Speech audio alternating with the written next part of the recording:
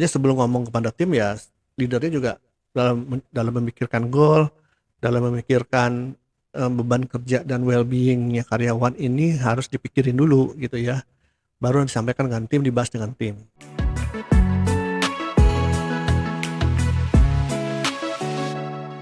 Menjelang akhir tahun, banyak leader yang sibuk menutup target, tapi lupa bahwa justru kualitas percakapan dengan tim yang menentukan keberhasilan di tahun depan. Hari ini kita akan bahas dan kupas satu persatu dengan Coach Adit. Halo Coach. Halo. Udah mau akhir tahun aja nih Coach. Iya betul. Sudah mau akhir tahun ya. Iya. Besok tahun depan 2026 ya. Iya benar. Langsung aja ya Coach. Gimana?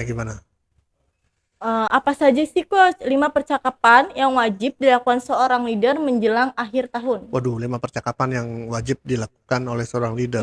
Karena kan banyak leader yang sibuk menutup target nih Coach. Biasanya kalau akhir tahun kan kejar tayang ya.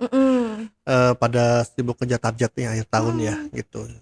Terus ya itu penting ngejar target gitu ya. Walaupun diburu-buru di akhir tahun, pressure-nya pasti akan tinggi ya gitu. Tapi jangan lupa leader ini juga perlu concern dengan timnya kan gitu. Iya. Nah, percakapan dengan tim yang seperti apa nih yang biasanya perlu dilakukan seorang leader di akhir tahun gitu ya. Nah, ada beberapa sih gitu ya. Yang jelas bisa saya bagi menjadi dua hal utama ya. Dua jenis percakapan. Percakapan tentang pencapaian tahun ini dan percakapan tentang rencana di masa tahun depan gitu ya. Dua hal ini dulu nih gitu ya. Tinggal nanti di breakdown lagi gitu ya dengan para timnya gitu. Nah, percakapan yang tahun ini kita bicara tentunya pencapaian ya, pencapaian kinerja di akhir tahun gitu ya, sampai tahun ini seperti apa. Tapi bukan sekedar satu arah aja, oh kamu berhasil, kamu nggak berhasil, udah gitu kan, diomelin apa gimana. Tapi bentuk percakapan, namanya juga percakapan harus dua arah dong, Iya, gitu kan, nggak satu benar. arah. Jadi percakapan yang menimbulkan proses refleksi gitu ya, secara berbarengan gitu ya. Bukan hanya kepada timnya, diri sendiri juga nih, leader ini perlu nih berefleksi ya tentang pencapaian di kinerja di akhir tahun. Misalnya bahas sama-sama nih apa yang berhasil di tahun ini, apa yang belum berhasil gitu ya, tantangan-tantangan apa yang dihadapi tahun ini gitu ya. Kemudian Kendala-kendalanya ya Coach ya. kendala-kendala apa yang berhasil diatasi dan yang nggak berhasil diatasi, pelajaran-pelajaran penting apa yang didapat selama satu tahun ini gitu kan. Nah, itu yang nanti bisa dipakai untuk pembelajaran itu ya tadi ya, bisa dipakai untuk kedepannya juga kan gitu. Setelah itu jangan lupa apresiasi ya, percakapan yang berkaitan dengan apresiasi atau pengakuan dan penghargaan buat timnya untuk pencapaian tahun ini gitu ya. Jadi nggak hanya kamu berhasil, kamu nggak berhasil, tapi apa nih apresiasinya bisa diberikan oleh bisnis, oleh organisasi kepada timnya untuk akhir tahun ini gitu ya, pencapaiannya gitu. Nah, itu kita bicara tentang tahun ini ya, akhir tahun ini. Yang tahun depannya jelas gitu kan. Biasanya kan bisnis ada resolusi tahun depan atau ada apa ya, target-target yang harus yang dibuat untuk dikejar tahun depan. Diawali dari situ dulu ya. Jadi target, goal atau objektif bisnis di tahun tahun depan ini akan seperti apa gitu ya. Gitu. Tentu dikonekkan dengan visi misi jangka panjangnya kan. Iya benar. Visi misi kemudian jadi tahun depan ini kita apa nih targetnya? Apa yang harus difokuskan untuk diimprove? Apa yang harus difokuskan untuk dicapai gitu ya. Jadi agar terjadi keselarasan atau pemahaman yang sama antara bisnis owner dan timnya gitu ya. Tentu perlu mendapatkan approval juga dari timnya gitu kan. Perlu supaya selaras nih gitu ya. Dapatkan keselarasan nggak paling nggak gitu ya dengan para timnya gitu ya. Jadi percakapan tentang goal di kedepannya gitu ya. Dan tentu juga nggak hanya itu ya, bahas juga rencana-rencana strategi-strategi untuk mencapai goalnya kan. Iya Gitu. benar. Termasuk juga beban kerjanya nanti, well-being-nya karyawan kedepannya nih harus diperhatikan, kesejahteraannya gitu ya. Akan seperti apa gitu supaya bisa menjalankan bisnis untuk mencapai goal itu gitu ya. Apa yang harus diimprove dari beban kerjanya, dari well-being-nya atau dari kesejahteraan karyawannya gitu ya. Untuk bisa mencapai goal masa depan dengan baik gitu ya. Perlu dari awal nih dibahas gitu. Tentunya sebelum ngomong kepada tim ya, leadernya juga dalam memikirkan goal, dalam memikirkan, beban kerja dan well-being-nya karyawan ini harus dipikirin dulu gitu ya, baru disampaikan dengan tim, dibahas dengan tim. Oke. Nah kalau sudah, tentu percakapan berikutnya adalah membahas kebutuhan pengembangan timnya. Mhm. Goal-nya udah nih, Mhm. gitu kan, berdasarkan pencapaian tahun ini, pelajaran-pelajaran didapat, Mhm. apa yang bisa digunakan untuk meng-improve timnya dari sisi tentu kualitasnya ya, kompetensinya segala macam. Dari situ kan, baru bisa ketahuan apa yang perlu di-develop dari timnya, Mmm. agar nantinya diharapkan dengan kompetensi yang sudah meningkat itu bisa mencapai goal atau resolusi, mendukung pencapaian resolusi tahun depan itu gitu ya, Mmm. Kira-kira gitu. konsekuensi yang bakal diterima dari leader atau dari timnya ini, apa sih Coach kalau misalnya kita nggak mikirin tentang 5 percakapan tersebut, Coach?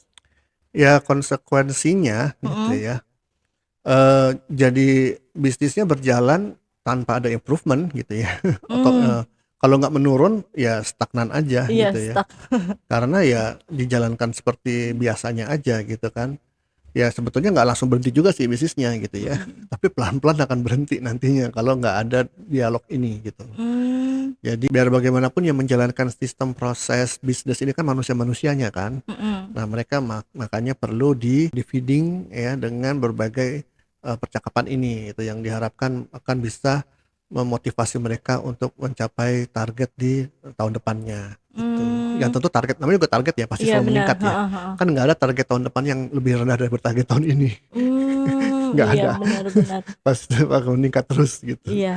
Iya. Berarti apresiasi buat, dari tim atau ke leader ini biasanya contohnya kayak gimana nih, Coach?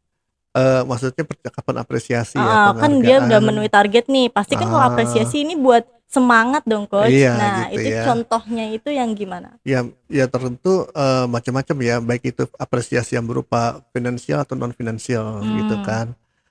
Misalnya penambahan gaji kah gitu kan, ada bonus-bonus akhir tahun kah gitu ya. Healing Eee, jalan-jalan ya, Coach, ya? ya kalau tergantung ya, tergantung kalau pencapaian targetnya kan. Makanya Mmm. kan harus ditetapkan di awal nih, nanti tahun depan kalau goal ini tercapai apa nih, rewards-nya gitu ya yang akan Mhm. didapat misal gitu ya. Mhm. Penghargaan-penghargaan apa yang akan didapat oleh karyawan gitu.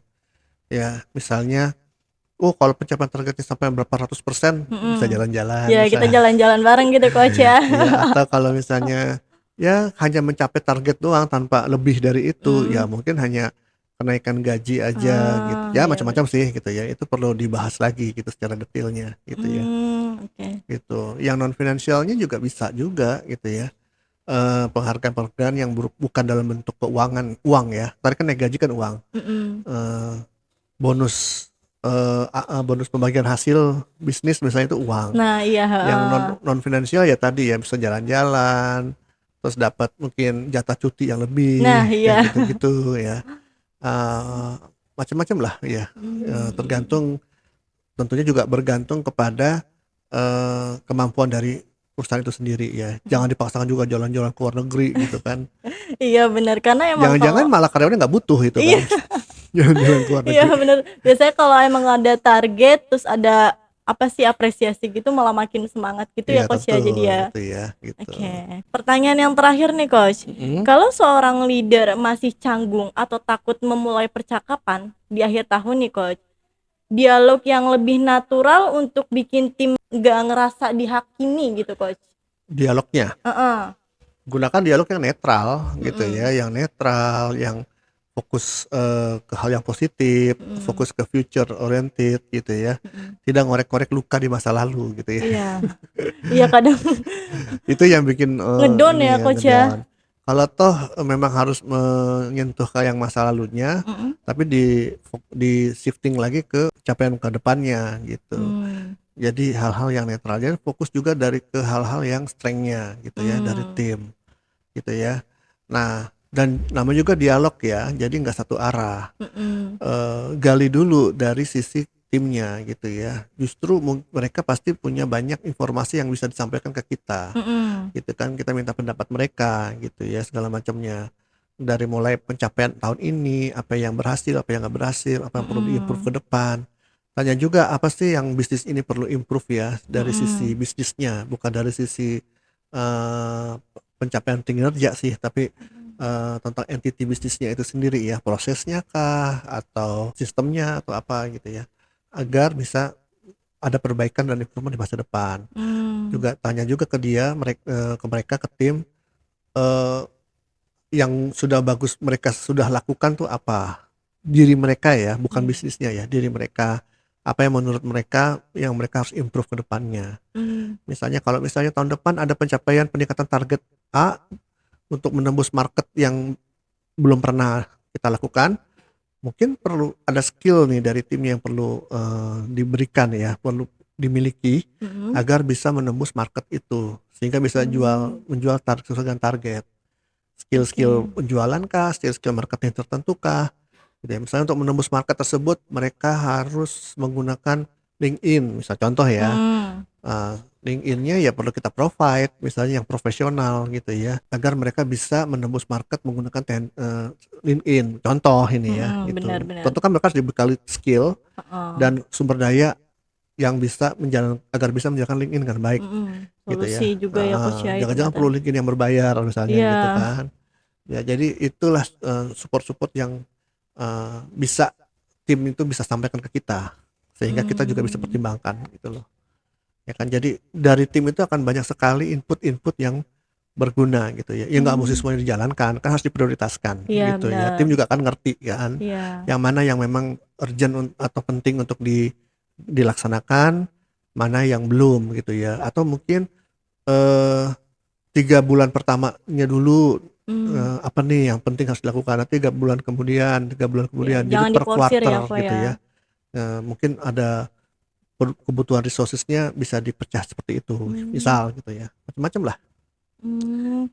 Berarti kalau misalnya kendalanya juga biasanya leader tuh harus nanya terus dong tentang Iya kendalanya juga gitu, ya Coach perlu ya? gali juga ya ke mereka ya. Mm-mm.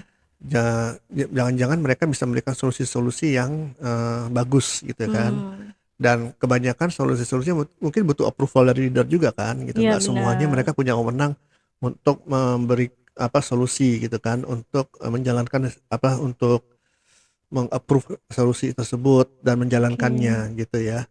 Karena mungkin butuh dana, butuh sumber daya yang cukup besar gitu kan, yang hanya Mm-mm. bisa disepakati atau Disepakati ditentukan oleh bersama ya leaders Coach ya. gitu. Oke, menarik banget ya solusi wawasan dari Coach Adit ini menjelang mau akhir tahun. Terus kita mau ke 2026 nantinya. Oke, cukup sekian dari aku Eka. Saya Ditya Mijaya, sampai Sampai jumpa. jumpa.